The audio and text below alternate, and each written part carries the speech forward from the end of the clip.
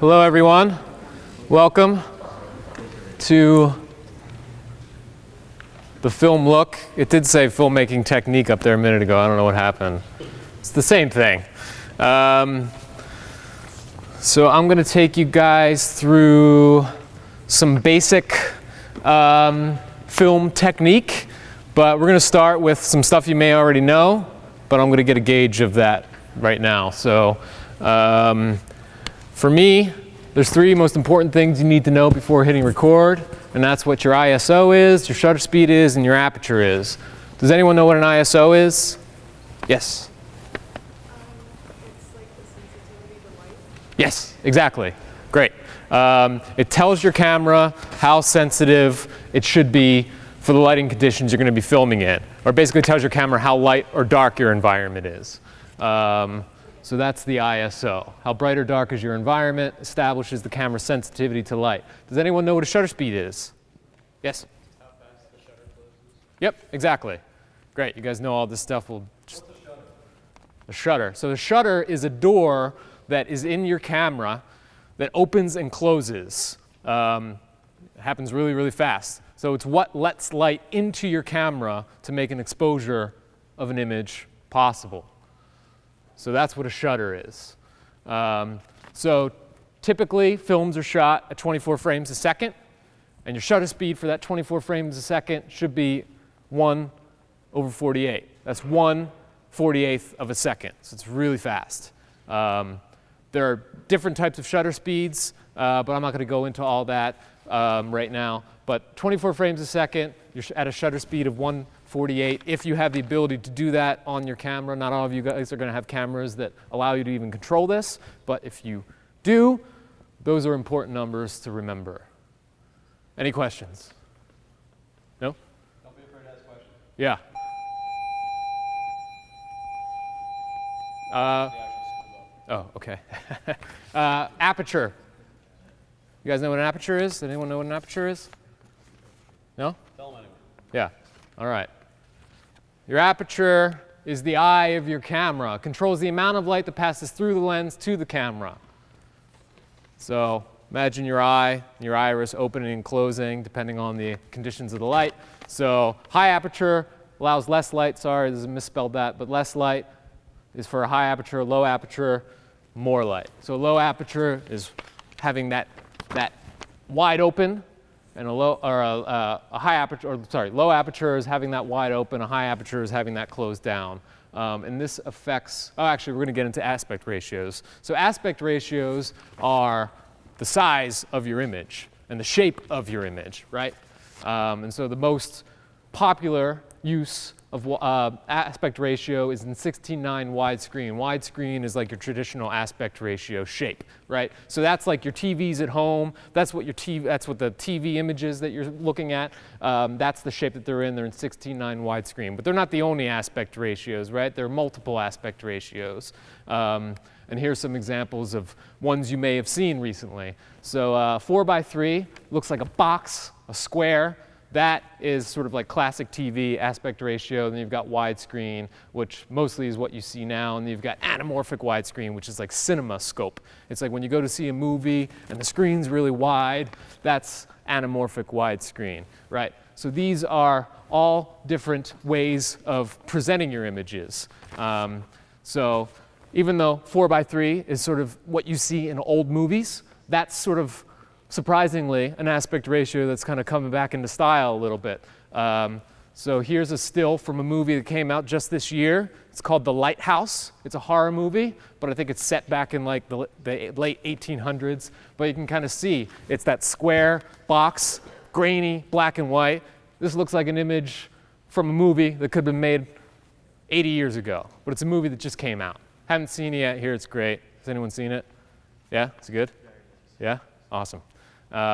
So yeah, 16:9, this is from a show called Barry. It's really excellent, but that's your traditional 16:9, and this is your anamorphic. You can see that's really wide, much wider than it is tall. So you get that really elongated sort of rectangle shape, and that's what we call anamorphic widescreen. It just gives you this really beautiful expanse and all of this room to sort of play around with putting things in your images.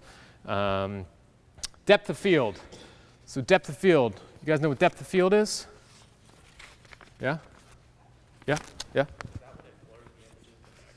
Yeah, exactly. Yeah. It's what is in focus. The distance between your foreground objects and your background objects, but it's basically what's in focus in your images. So for example, say this water bottle was a camera, I was standing here and you guys are in the background. A deep depth of field would mean that that image, I would be in focus, and then you guys behind me would be in focus. All of us would be in focus. That's what deep depth of field is. Shallow depth of field, imagine that same shot, but only I'm in focus and you guys are all blurring the background. That's shallow depth of field. So depth of field is really important because it's going to help direct the viewer's attention to what they should be looking at in your shots and in your scenes, right? So you usually, right? So imagine like a close-up in a movie. The shot on the left, you can kind of see the woman is in focus, but everything in the background is blurred out, right? So that's a shallow depth of field. And that's what you're used to seeing in like movie close-ups and stuff. When you've got two characters talking to each other, and you've got your wide shot, and then when you go in for close-ups, that's what your background typically looks like. For a deep depth of field, right? So you got everything in focus. She's in focus, the branches hanging over her head are in focus, the trees in the distance are in focus, it even looks like the mountain range back there is in focus. Everything's in focus. So that's not necessarily a bad thing, right? I mean, if you've got other things going on in your images that you want people to focus on, as well as what's going on in the foreground, then you want that deep depth of field. You want people, you know, you want their eyes to wander to look at all the different details in your shots, you know? So these are all choices that you can make, you know? So just keep in mind that there's a range of options when you're setting up your shots. But to achieve depth of field, aperture is really important. Aperture, if you go back to that iris image, right, that's our aperture. So in order to get a deep depth of field, we want this aperture here on the right, what's going to be in your camera, we want that to be really small to get a really deep depth of field, right? Or we want it to be wide open if we want to get this shallow depth of field. So those are really important things to keep in mind. And I know that's kind of confusing, so is there any questions around aperture settings and how they affect depth of field? No? Okay. So let's go into color balance. So does anyone know? Well, it's already up there. Color balance is the type of light that you're filming in. So daylight, tungsten, and fluorescent, those are traditionally the three types of light that you're going to be encountering when you're making your movies. So if you're outside, that's daylight. If you're in here, this looks like tungsten to me. It's sort of that orangey yellow kind of light. And then maybe the lights out in the hall are fluorescent lights. Fluorescent lights are usually that cool sort of blue or maybe even like a hint of green. But those are fluorescent lights. So it's really important that your camera knows the kind of light you're filming in so you get the right color representation in your images. So let us, right, so here's an example of that, right? So you've got a woman who's indoors, standing next to a window, but then being lit by an artificial light, probably something not unlike what we've got here, right? But just like pointing right at her. So imagine one of those lights just right next to her, sitting next to a window. So you'll see on the left, the color balance of the camera is daylight, right? So the daylight that's coming in from the window on her right, you can kind of see her skin tone is a natural looking color, right? So that's sort of like very natural looking and realistic, but the whole other side of her face is yellow. It's because the camera thinks it's all daylight coming in, not that this other artificial light is already in the image, right? So if you're balanced for daylight but indoors with lights like this, you're going to get a very orange, yellowy image. And that's really not what you want, right? So you're going to want to set for your tungsten, right? So that's tungsten. You can look now, same image, just different color balance. So where that yellow light used to be, now it looks just very natural and her skin tone looks the way it should be. Her teeth are white and not yellow like over here. But you can see the daylight is now really blue. So that just kind of gives you an idea of what the camera sees when you're inputting that color balance information. If you have a digital camera, these are some of the symbols you might see if you go into the menu to set the color balance, right? You've got these like fluorescent lights, you've got these daylight symbols, and you've got the tungsten symbol there. And there's just sort of like the same image taken with all those different settings in place. And you can see on the left, if you're set for tungsten, but you're outside, you're going to be really blue. In the middle, that's the correct setting right there for daylight. You can see the colors are natural. So again, these are all choices that you have control over. And these are all functions that you may have control over in your cameras. If you guys are shooting cell phones, you don't necessarily have all of that manual control over your images. This stuff is still really important to know for when you're in a position to control this stuff. But moving on, I think something that's important for everyone to know is coverage. So coverage is the amount of footage, the amount and kind of footage used to capture a scene. So coverage is made up of a variety of different types of shots. You've got wide shots, close-up shots, medium close-up shots. It's a variety of shots used to make up a scene in a movie or a TV show. I got you. Yeah, you good? Yeah, we're gonna. How these people get in my room? What's that? We'll be able to show you. Yeah. Actually, what you're talking about. So coverage is important when you go to edit your movie, okay? Because you want to make sure you have enough shots to make up the scenes in your movie, right? So I don't know if you guys are going to be editing your own movies or you're going to have a friend edit them, someone else edit them. But when you go into the editing process, it's really important to have as much coverage as possible, okay? So these are generally the types of shots you use when you're covering a scene. You've got a wide shot, medium, and close-up, all right? So a wide shot can also be called an establishing shot. Does anyone know what an establishing shot is for a scene? I better see some hands up. Yes? It like establishes the whole area. Exactly. Yeah. Right. So, yes. Did you have an answer too? Shows the setting of where you are. Right. Exactly. Yep. Yep. It's both of those things. It establishes and shows off the setting. So when you enter a scene, oh, great. Yeah, this is going to be really helpful. Thank you. I got you. So, yeah. So you see this in most movies and TV shows. When you enter a new scene, you get a big wide shot, right, of what's going on in that scene and who your characters are and where they're placed within that scene. So here is just a modest example of that. Here's a simple scene in a doctor's office, right? So in the left-hand corner, you've got your establishing shot. You've got your two characters talking to each other. You can see we're in a doctor's office. So once you've got your establishing shot and you know what's going on, we cut in between our two characters who are talking to each other. And these shots on the bottom, do you know what we call those? What kind of shots those are? Anyone? Those are close-up shots. Those are close-ups of your characters. So once you have your establishing shot, you go in for close-ups. It's important to know that you need your establishing shot before you can go into your close-ups, right? Because if we start it with our close-ups, imagine we just started a scene where we showed the shot on the left. Why would that be a problem? Does anyone know? Yes? Right, exactly. We don't know where we are. We don't know where we are, and we don't know who she's talking to. Let's right? do it with a water bottle. Yeah, let's do it with the water bottle. Ready? This very exciting water bottle film is about to be made. First shot is what? Louder! Wide? Right? Wide shot? Yes? What do I see over here? What? I can't hear you. What? Speak out. Let's go. See a water bottle. Yes, and what else? It's on a stage and a laptop. Right, I see a setting, right? I'm establishing a setting. All right, what's my next shot in the rules of coverage according to Chris? What he just said? Close up. Do I want to go close up? Yes. Gone. How would I go close up? Volunteer. Let's go. Come on. Let's go. Get off your butt. Volunteer. Let's go. All right. Great. You go next. Come on up.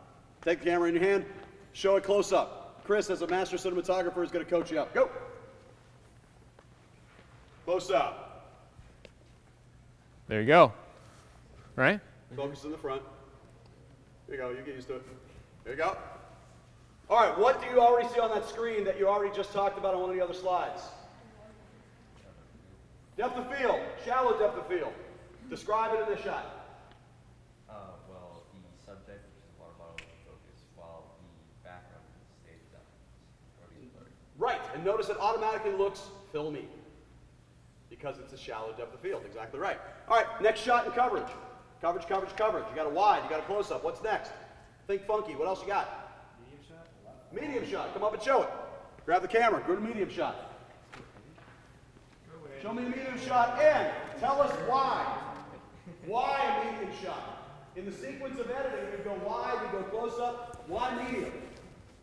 What else are you trying to show in a medium shot? Yep. Stuff around it. And it's made possible relationship to that original thing, which is the setting and the thing close up, right? Okay, now get really funky. And the rules of coverage, just one more. What do you got? Get up here and show a point of view shot. Absolutely right. Point of view shot. Where's the funky point of view shot? Let's see what she's got. Okay, the point of view of the water bottle itself. However, what's missing that would also reinforce the POV? What would also reinforce the POV? Okay, go back a little bit more. There it goes. Now, with the actual water bottle loop, which audiences will always see, now you got POV of the water bottle. All right, make a drink. Don't spill Chris's water. Take it for a ride. Let's go. Ready? POV. Okay, we're going to focus. Okay, pick it up. It is weird. That's why we're filmmakers. I hear everything. Ready? Let's go for a walk. Ready? Let's go for a walk. There we go. Go for a walk. There's a POV. Chris, are we missing anything? No, you got it. Cool. Put that back. Let Yeah. Chris play. Nice shot. Nice shot. Yeah, it's much more helpful to have the camera here. Thank you. So yeah, that takes us through a lot of this stuff, so you guys know more or less what coverage is. 180-degree rule, do you guys know what that is? That's really important. What's that? Definitely go over that one. Yeah, all right. Well, so now that we have the camera, this is going to be much easier to demonstrate. So can I have 2 volunteers? Let's go. Get up. Be motivated. Be active. Yep, this tall guy right here first. Thank you. All right. Oh, 2 tall guys. Wonderful. Good job. They get extra credit for me. All right, guys. So we're going to have you stand across from each other and face each other, just like that. All right? Perfect. All right. So the 180-degree rule, basically, when covering a scene, keep your camera on the same side of your 180-degree line. So right now, I'm not sure where I want to put my camera. Do I want to put it here and have you guys in the background? Or do I want to stage it here and have this in the background? That's a conscious choice that you're going to make. And it really doesn't matter where you put it. For that first wide establishing shot. But I'm going to put it here because I want this nice background with you all in it. So if you see here, so we're going to start with our what? What are we going to start with? Right, we're going to start with our establishing shot. And we've got these 2 guys in our establishing shot, and they're going to be having a conversation. I'm sorry, what are you guys, what's your name? Dylan. Dylan? Eric. Dylan and Eric. All right, so Dylan and Eric are going to be having a conversation. So we're going to open the scene. These guys are going to be talking. We're going to see this for a little bit, right? And then what are we going to do to establish coverage? What are we going to do to start getting coverage? Over the shoulder shot. Right, exactly. We're going to do over-the-shoulder shots to get our close-ups of Dylan and Eric talking to one another. All right? So what happens, the 180-degree rule, so when I'm standing here with the camera, right, an invisible line is then drawn between these 2 gentlemen, right? So that line, imagine, just cuts right between them. So this now creates for me a barrier that I cannot cross. I cannot go now on this side of our 180-degree line to get in for our close-ups. And I'll show you why in a second. So this is our establishing shot, right? I'm on this side of these 2 gentlemen. to go on our close-ups, I'm going to stay on the line. I'm going to be on this side of Eric, right? Eric? Yep. And going for our close-up of Dylan. And there he is. So, yeah. Right? Okay. So there he is. So he's talking to his friend, right? And we got some nice, what? We got some nice depth of field in the background, right? Because we got a soft background. All right. So that's Dylan's close-up, and then we're going to do the same thing for Eric, staying on, yeah, come on, thanks guys. So we're going to stay on the same side of the line, right? So imagine this is my 180-degree line. I'm on this side, and I'm staying on this side. So and there is Eric. First close-up, right? And again, he's in the frame alone now, but we can just scoot Dylan in a little bit, and you can kind of sort of get that over the shoulder, you know, and see them both in the frame too. That's called an over-the-shoulder shot, you know. But when you're going for a close-up, that's just a single close-up shot, you know, without, you know, seeing his shoulder here in the shot. But you can do both ways if you want, or one or the other. Doesn't really matter. But once you establish that 180-degree line, never cross it, because I'll show you why now. So we'll see Dylan there in our shot. What side of the frame is he on? All right. Remember that. He's on the left side of the frame. All right, so if I were to go in now for Eric's close-up and cross that 180-degree line, that invisible line. On the right side of the frame. Yeah, what side of the frame is he on? Right, he's on the same exact side of the frame that Dylan was on. And what direction is he looking in? Right. So if you imagine when you go to cut that scene, both these guys now are on the same side of the frame looking in the same direction. What happens is it doesn't look like they're looking at each other now, because you've got him looking to frame right and you've got him looking to frame right.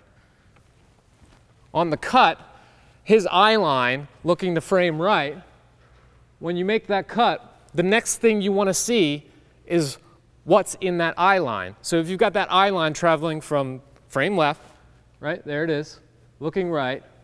When we do our cut, where do we want him to be? Frame right. There he is. And vice versa, right? So we've got him in frame right, looking to frame left. We move back over. Where do we want him to be? On the left, right? So that maintains our eye line, and that's really important. So that's the 180-degree rule. I know my colleague Pat's going to be teaching that again. It's really important, and you never want to break it. So thanks, guys. Appreciate it.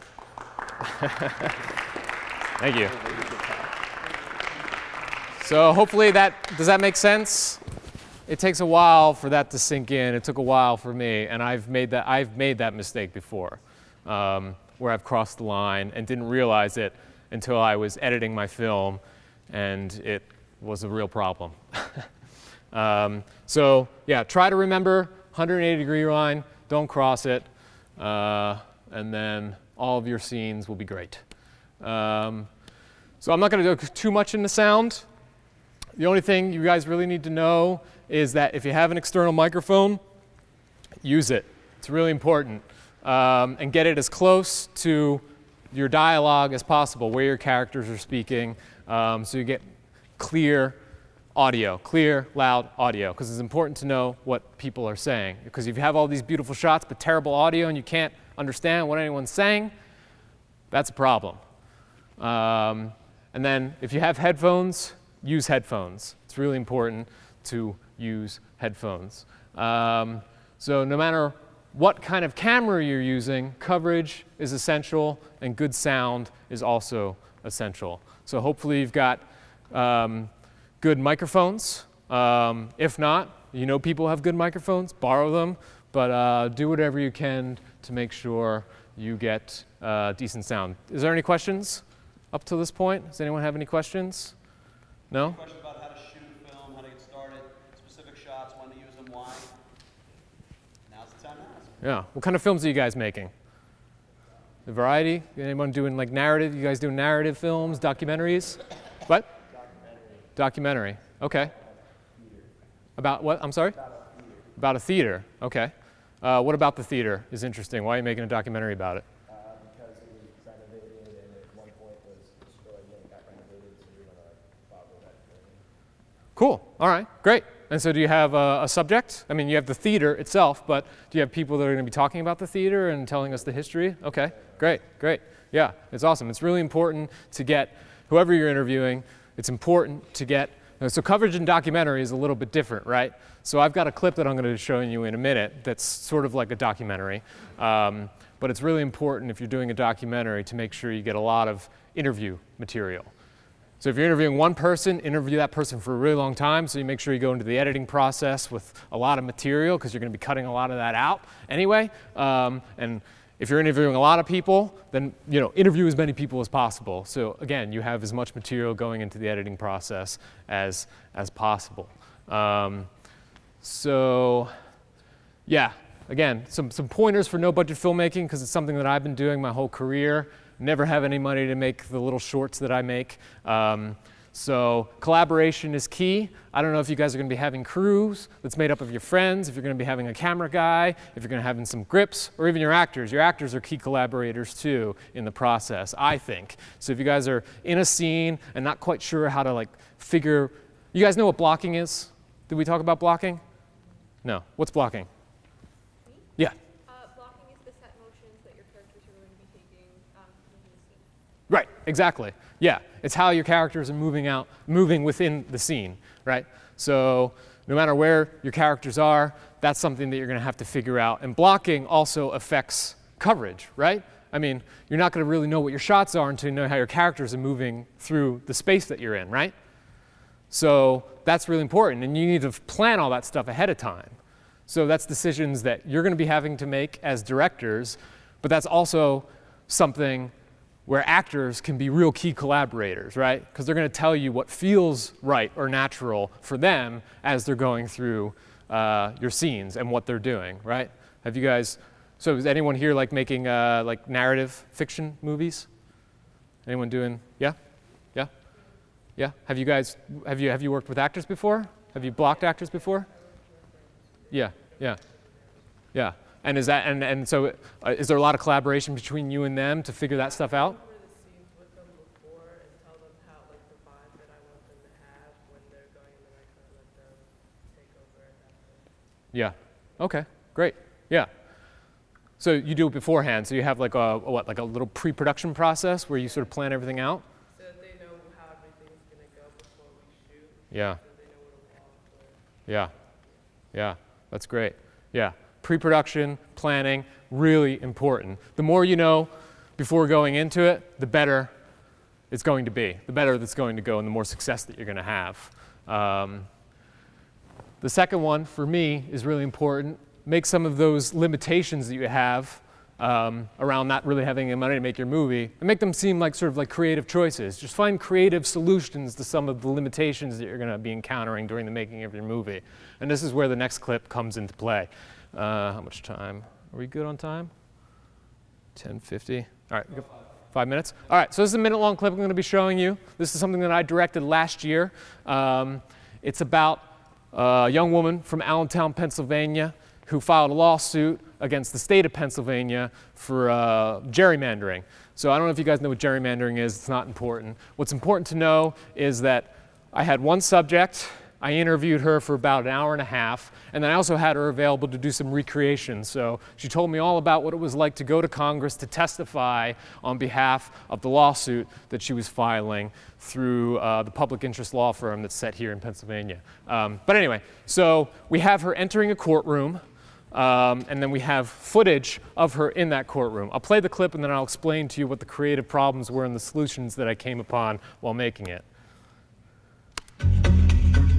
I just wasn't sure how to go about finding out who did this. And so the place I started by asking my legislators. And it's through them I found out that the congressional districts would be drawn through the state government committee, and they'd be holding a hearing, which allowed me to testify there. It was a brand new experience for me. I was excited. I thought it was going to be great because they would be so interested in hearing from the public citizens they're there to represent how they might be able to do this better. And so I was shocked when in October they released their maps, and they didn't look any different really than the maps that had been drawn before. And I thought, well, what happened here? Didn't they pay attention to this feedback? And so I thought to myself, well, what can I do at this point? I mean, are people going to be left to just suffer? Is this it? Is this all that we can do? And so I went back, just like I had done at the beginning, to the Constitution and found out that there is an appeal process, that it isn't the final say. There's an opportunity to Pennsylvania Supreme Court. See a little clip anyway. Okay, so there's a couple things going on there that are representative of the things that we talked about. One is aspect ratio, right? So what aspect ratio is that? Anamorphic, I heard anamorphic. Yeah, it's the wide cinema style. So that was a conscious choice I made. I made that choice because I thought, well, here's this very modest, sort of regular seeming person doing something extraordinary. So I wanted to present it in an extraordinary way. And this aspect ratio, to me at least, read as making her story seem a little bit more heroic, a little bit more extraordinary, which it is, because she did an amazing thing. So I have this sequence here where we have her walking to a courthouse, and this is where she is testifying in 2011. I shot Amanda Holt entering that courtroom, these clips before. This was last year, 2018, right? So again, no budget. I don't have a courtroom that I can fill with, 50 extras, but I have this footage that was recorded at the time where she testified. So I thought, well, maybe I'll shoot in a building that looks like a courthouse, right? So this is actually a Masonic temple where a friend of mine's dad works, right? So we got in there for free. I was like, hey, can your dad let us film in there? And he's like, yeah, sure. She looks pretty much exactly the same as she did 7 years ago, right? So I was like, maybe she has the same clothes. Let me just ask her if she has the same clothes. And sure enough, she had the same outfit she wore that day. So I said, you know what, show up, wear that outfit, and we're gonna try this little trick. So I have her walking up the courtroom steps. That's not really a courtroom, it's a Masonic temple in Allentown, which was empty that day. Here I have her walking up to the doors. We hear on the audio the sound from the guy announcing her. That's from the next clip you'll see.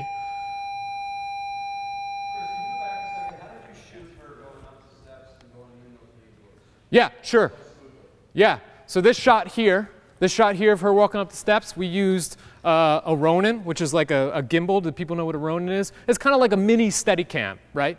It's just something that you hold in your hand that helps balance the camera. So when you're walking, you don't get like a super shaky, but it helps you give that smooth, fluid walk up the stairs. By asking my legislators, and it's through them I found out that the Congress. So I had a camera guy with his camera just following her up the stairs like this, and the Steadicam just stayed steady and followed her all the way up, right? And then we have her here. So this was my creative solution to not having a courtroom filled with 50 people to be able to recreate this scene as she's telling it to us, right? I just have her walk up to the moment that she walks through those doors, and in this scene I have no one else, just her, and that's all I have. I just have her, so how do I work with her but create this sort of bigger, grander scenario and scene? And then have her excited. I thought it was going to be great because they'd be so in. And I have her walking out of the frame, and then there she is, 7 years before, testifying. And I think that works quite nicely. So, yes? Oh, good question. Yeah, so we were outside. There were pillars in the front of the building. As we were tracking her, the pillar crossed the foreground. So this was like a special effect that we created in post-production. And my colleague Dave is going to be teaching a little segment on special effects here a little later. Maybe you've already been there. But anyway, so that is getting a little technical, but that's just a wipe. You guys know what a wipe is? Yeah, so it's just a transition. What's that? Yeah, sorry.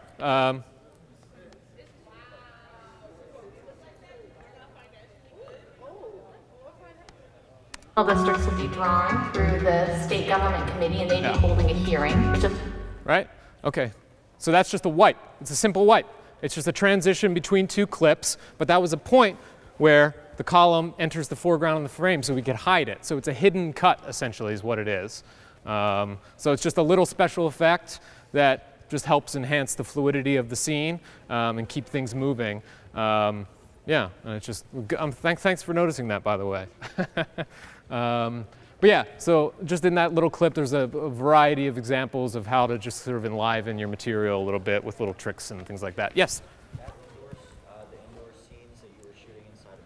was that all natural lighting, or did you add any other lighting inside of the building? Good question. All natural light. Yeah, so we didn't have any lights for that. Yeah, so we were just using what was available.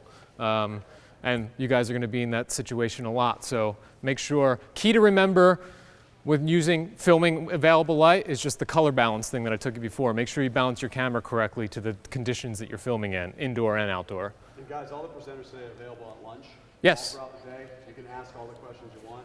If you think of something later, hit Chris up. And again, all the contact information is available to you. We do have to rotate to the next one, guys, so we stay on schedule. But